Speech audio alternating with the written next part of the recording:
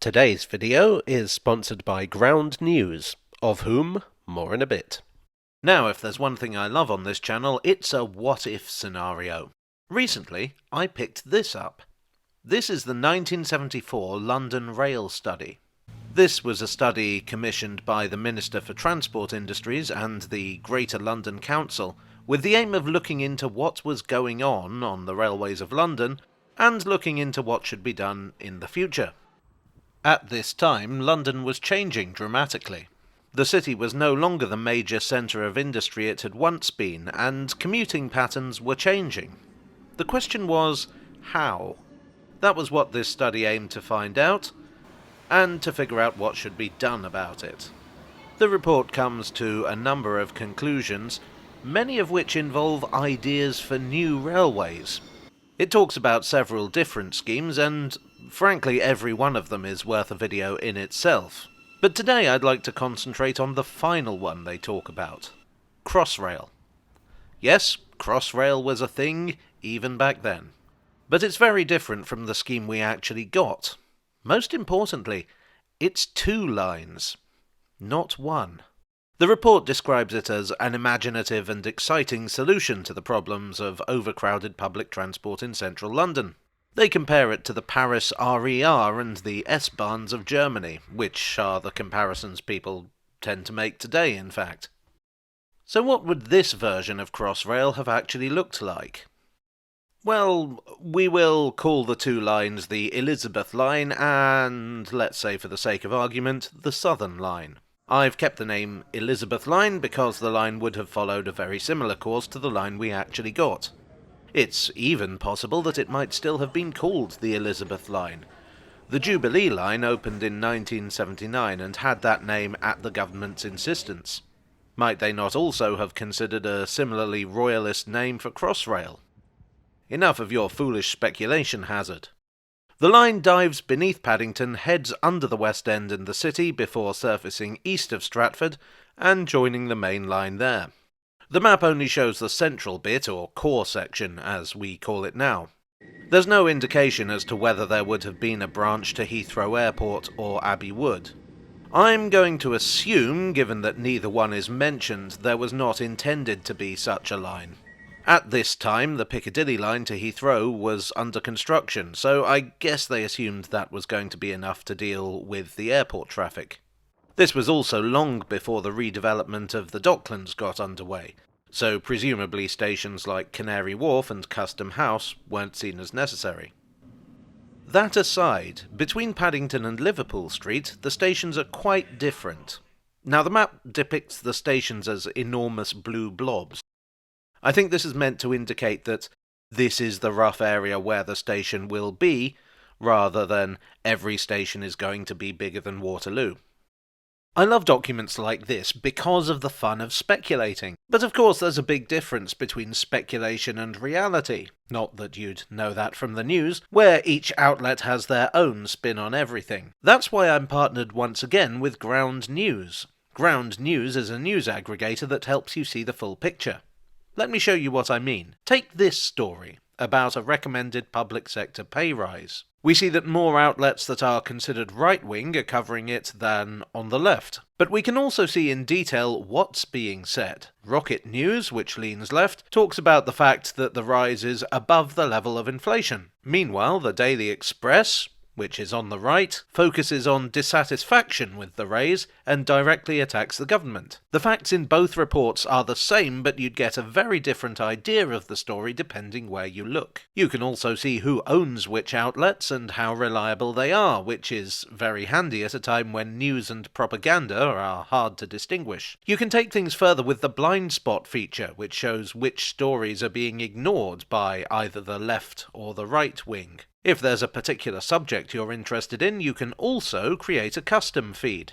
For instance, I need to know what's going on in London, so I add that to my custom feed, and there you have it. If you follow my special little link, that is ground.news/jago, or just use that QR code down there, you can get 50% off the Vantage subscription. That's the one I use, which includes all the features I mentioned before, and much more. So that's how you find the facts.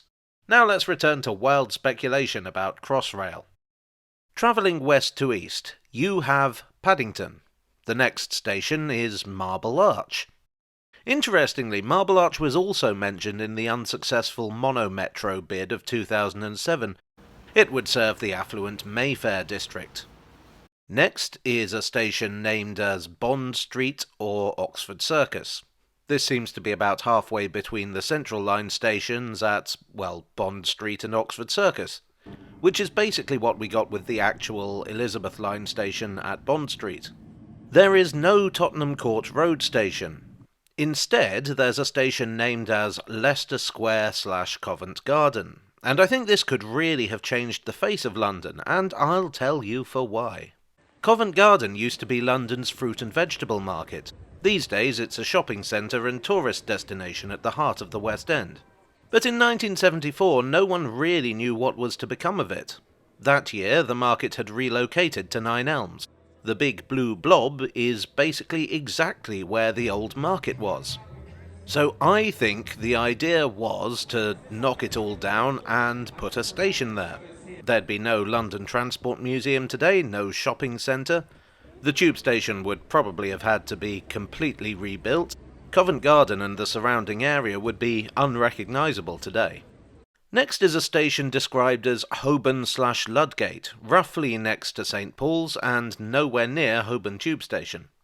It's slightly east of Farringdon, so I don't know if, had this thing been built, it would have been attached to Farringdon or not. I think they would have had difficulty getting this one built, because the authorities at St Paul's Cathedral have historically made things difficult for anyone wanting to build a tunnel near them.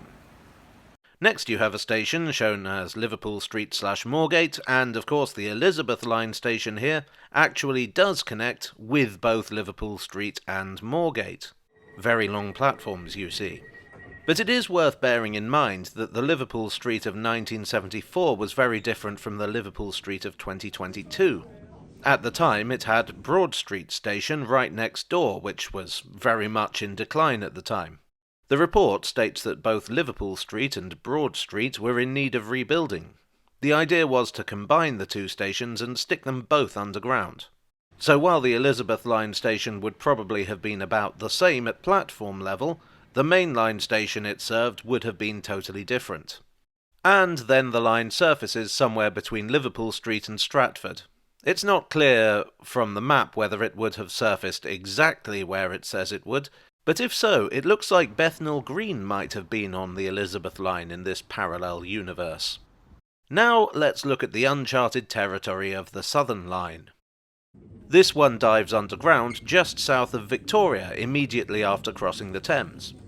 Victoria was, and still is, a very busy station. The idea was that this would eliminate the need for a lot of people to change trains. The next station along is Green Park/Piccadilly, which lies between... well, I'm sure you can work it out. Presumably there would have been interchange with at least one of those stations, if not both. Next is Leicester Square/Covent Garden, where it would provide interchange with the Elizabeth Line. This is another reason why I think they would have gone for Covent Garden Market as a site. This would have had to be quite a large station. Then there's Ludgate/Blackfriars, which is just north of the then Blackfriars station. This was long before Blackfriars had been rebuilt into the river-spanning station we have today. It was all on the north bank back then. This would have put it basically exactly where the long-abandoned Ludgate Hill station was, and I wonder if the abandoned building would have been incorporated into it. It would have been pretty cool if it had been. Something worth noting is that an embryonic version of Thameslink was also under consideration back then. Look out for my video on that, coming soon. So this version of Blackfriars would have been an important interchange. Much as Farringdon is now, in fact. Next, Cannon Street, or Cannon Street/Monument as the map puts it. Much as one of the main intentions of the Elizabeth Line was to relieve congestion on the Central Line, it looks like this route was intended to relieve congestion on the District Line. Bank, Monument and Cannon Street form a kind of super complex of three close-together stations these days, and had the 74 plan gone ahead, I guess we would have got something similar. The final station listed is London Bridge. The map doesn't show where it resurfaces, but it seems to join the main line just out of London Bridge. This version of Crossrail would likely have been different in other ways. The current Elizabeth line is a TfL enterprise that operates as its own separate thing. Its limits are Reading and Shenfield. But the 1974 version of Crossrail was a British Rail thing, and would probably have operated more like Thameslink, trains diving under London, then going on to destinations far afield, not really visually differentiated from the rest of the network. I suspect the stations would probably have been smaller. There was less consideration of future-proofing back then. The scheme talks about improving the service on lines in South London by reducing the need to turn around at Victoria, so it's possible that Victoria might have been rebuilt to take the bulk of southern commuter services. Cannon Street might have been reduced in importance, or perhaps even closed altogether as a main line terminus. The report also tantalizingly mentions that there could be benefits for freight. I don't know if that means it would just free up more slots on the main line for freight trains, or if they envisaged running freight through central London. The report notes that the whole thing was quite vague at that point. They only make a very rough estimate of the cost, which back then was £300 million. They can't even say how much of a priority it should be as compared to the other schemes in the report. But they do recommend that the routes for the scheme should be safeguarded, on the grounds that it's so useful that the opportunity to build it should not be allowed to slip away. And so it proved. 48 years later and in a very different form. Well, I do hope you enjoyed this video. If you did, please do leave a like and consider subscribing for more. As I say, I'd like to talk more about the other schemes put forward in this report in future videos, and some of the other discussions it raises, so keep an eye out for that. I would like to thank my donors on Ko-fi, on Patreon, and here on YouTube for your support. You are the abandoned market to my West End station. I would also like to thank Ground News for partnering with me once again. Check out the link in the description below to take advantage of their generous offer. And I will see you all again very soon. Cheerio.